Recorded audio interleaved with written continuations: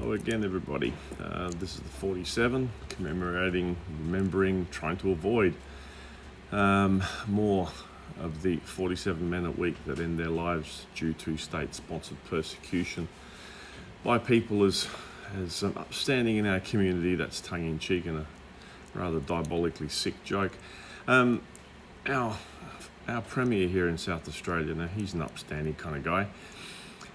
He's just announced for about the third time that they are going to spend $674 million, if the headline was correct, on hiring 100 extra police officers. That's pretty impressive. Since they're 280 operationals down, and about another 500 to 600 shiny bums that push papers around. I don't know why you have to so much paper shuffling in a police organisation, but there you go. Now they're miraculously going to find 100 activists. That's at a cost of $650,000 per head. I didn't think they were paid that much, but never mind.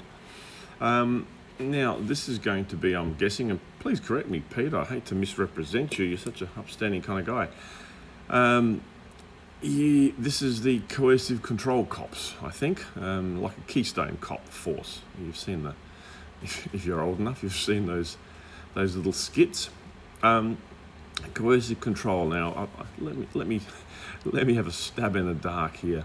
They've been busily training these people. They've emptied out places like, places where equality's front and centre, like Yarrow Place and a few others like that. There's far too many in South Australia that we're all paying for, but one half of the population is having a bit of a rough time with their rather twisted view of the world and their push for power and more funding.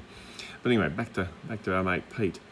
There's an election coming up, so he's going to be wheeling and wailing about safety of women and children, obviously. That's predictable. And coercive control. Now, a number of the states on the eastern seaboard, I believe in Tasmania as well, have had a bit of trouble bringing this in, because coercive control is pretty much anything, from financial to not letting the other person change the channel, or really serious things like that. They really are scratching at the bottom of the barrel.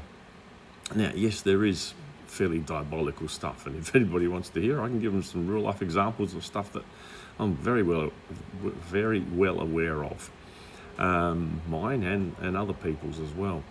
But that's not what we're here to talk about. Now, this is a election gimmick. He's announced it about 3 times. I'm assuming he announced this because he always announces the positive stuff that he sees. And it's a bit of a marginal seat winner, I'm sure. But yeah, what's happened in the eastern seaboard, for those of us that pay attention, when they first introduced it in a couple of places, the numbers weren't the way that everything else in the system, the manslaughter system, or the DV industry, wants it to happen. And they put a pause on it because the numbers, I think, were skewed that more women were getting accused of such. So it's very mumbo jumbo. Like I said, it's very hard. It's what they do. It keeps the bureaucracy and the lawyers very happily ensconced doing lots and lots of stuff which achieve very little. Anyway, if somebody wants to find fault, it's very easy to find fault. There's plenty of horrible things that happen in the world.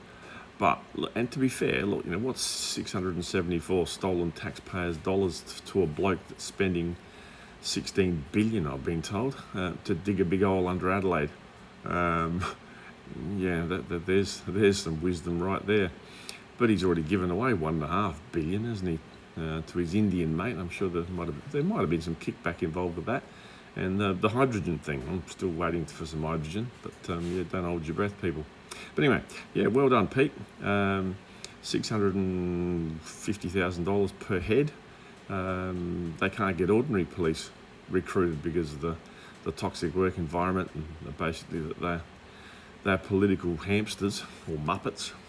Muppets are a great example because you've got to have your hand up to get the mouth to move and the head to turn. So that's I think it's a fairly apt description.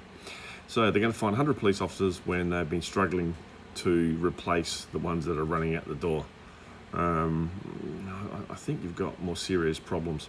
But as long as the police commissioner's got his sights set on being the next governor, so he gets paid lots more for doing bugger all. He's served his time doing the bidding of his political masters. Who cares about throwing out anything to do with what the community expects from a police force? Who cares about that? But anyway, over and out. Have a good Christmas, people. Bye.